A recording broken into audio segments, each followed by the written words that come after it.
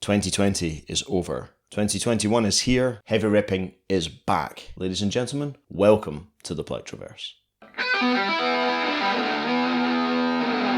Good afternoon, ladies and gentlemen, and welcome back to Heavy Ripping. My name is John Tron Davidson, and I'm here once again in our super best fancy test location in the southwest of England. This is a brand new year, and for the Plectroverse that means there is all sorts of new and cool stuff coming out. So what we're going to do today is I'm going to take a look at the brand new series from Rombo. Now Rombo are super important in the guitar community for a couple of reasons. Firstly, they're one of the more boutique brands that's managed to garner a lot of mainstream success in recent times, partly due to the fact that they think they're marketing out very carefully, and partly due to the fact that they are injection molding picks and bringing people in to the more extreme areas of the Plectroverse without them having to shell out tons and tons of money for picks. Now, I don't want to get into a whole thing about why there's no harm in you spending money on picks, because that's a topic for another time.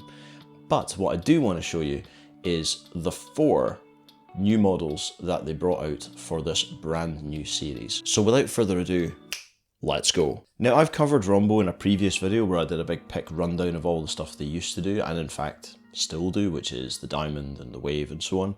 But these new models are refinements thereof, and they're taking a much thicker approach to plectrums. Now, obviously, as a thicker plectrum user, I find that very exciting.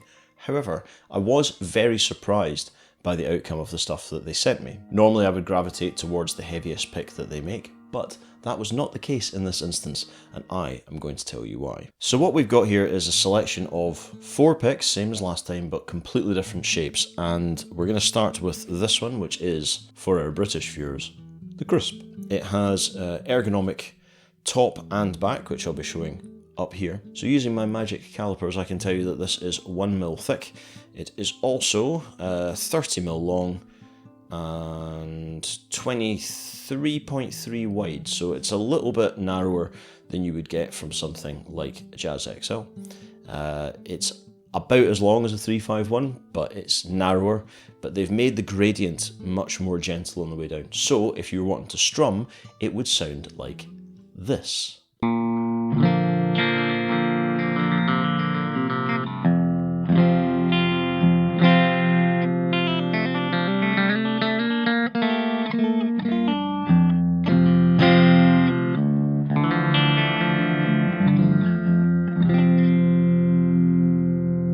Let's move on now to the Prisma. This is, I would say, in the broadest sense, this is their version of the traditional 346, which is the triangle shape that you'd be used to seeing in shops. However, this has their usual outrageous ergonomics to it, and I have to say, of all the designs, this is probably the most kind of abstract looking. I've got a lot of time for that, and it's really cool to see a company pushing how the pick's supposed to look and how it's supposed to behave as we go into this new year. So, as you can see in the photograph up here, the matte section doesn't cover the whole pick. It only covers about 2/3 of it, and the tips are all left, again, to be polished. As I'm always talking about on here, skin types and the type of humidity and moisture that you get in your skin varies from person to person. Not everybody has super dry hands, not everybody has super wet hands. The cool thing about this is that they have actually left the matte bit there for you to get a grip of. Now, I personally don't bond quite as well with that. I tend to get on with shinier stuff like acrylic and polished bone and so on. But in terms of the feeling, in the general sense, the closest thing to this would be something like a Gator Grip, although the Gator Grip does feel softer because it's kind of like a powdered finish, whereas this has got a little bit more sort of technological feel and a little bit of elegance to it, dare I say. So if you were to use the Prisma, it would sound like this.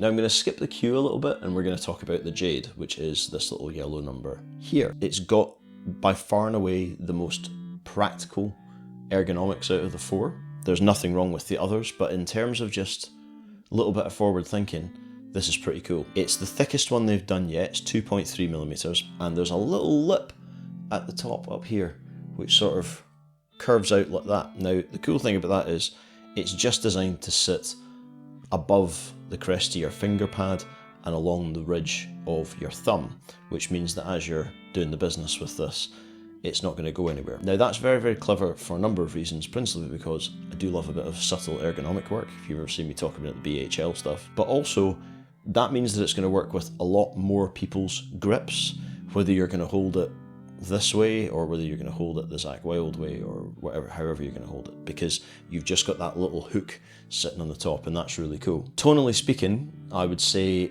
all of their stuff is a little darker than you would think it is. The closest approximation I can give is that it's a little bit like nylon stiffo, but they vary it a little bit in the tips and all that sort of stuff. So if you're looking to make a jump into the boutique world of picks, but you don't want to go crazy with the money because everybody's worried about the money, this is a great place to start. And it'll give you an idea, if you think that 1mm is thick, then this is a really good place for you to jump off. And the way that they have tapered it down means that it's actually very swift through the strings, as I shall demonstrate now.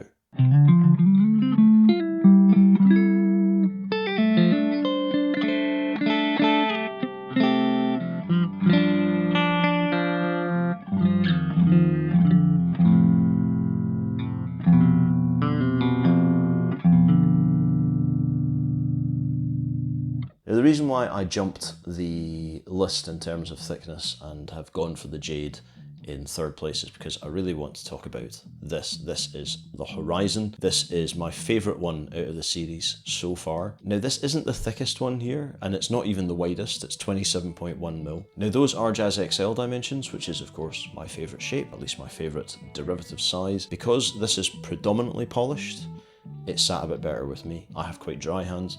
If you have slightly damp hands when you're playing, all the others will stick to you like stick. The reason I like this so much is because the way it's curved down, it's very familiar to me from the other stuff that I normally play, like Zwarts and Gravities and all that sort of stuff. But there's a really groovy darkness to this. It reminds me a little bit of a brighter version of the Plex Xana that I reviewed just recently. Dark doesn't mean muffled, and that's a very important distinction to make.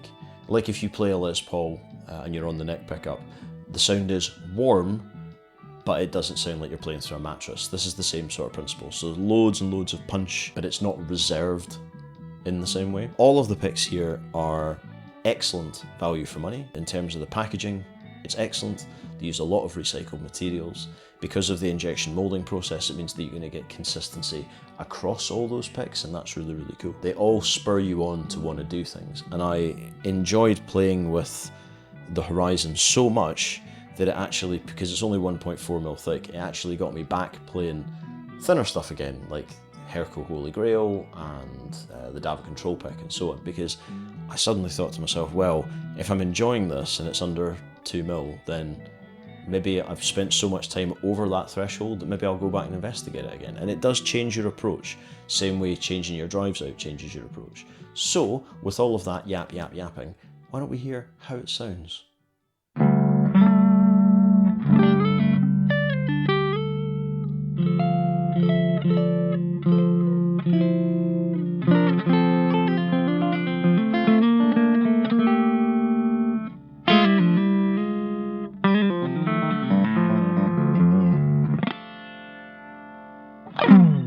Rombo is only two people with an exquisite eye for taking photographs. If you want to know how to photograph pics, look at Rombo. As a range of pics, I think there's something in there for everybody. I can't pick on anything here because the range has been very carefully thought out. I don't think it's been as deliberately settled on specific areas as the previous series, but in some ways that gives it a lot more scope. And were I to buy one with my own money, the Horizon would be my personal choice, though I've spoken to other people who've received these and they've all given me different answers because everyone is different. That is what makes everything so good. I hope this has been helpful to you. If you want to get any more information on Rombo, you can go to the link down in the description. or you can follow their info which has been floating about up here. I'll also put a link to my previous Rombo video if you want to see the old series and see what it was like when I shot with a different camera from a different angle in this room. Look at the other side of my phone box. In the meantime, my name is John Tron Davidson. This is Heavy Repping, and I will see you soon. So remember, if you're not sure what to do in life, rep hard and rep heavy.